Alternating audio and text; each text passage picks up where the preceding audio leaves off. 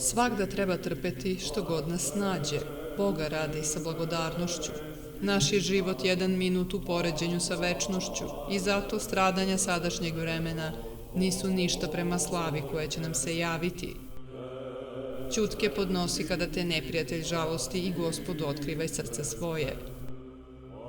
Kada ti neko vređa čast ili ti čast uskraćuje, na sve načine nastoj da mu oprostiš po rečima Evanđelja i koji tvoje uzme ne išti.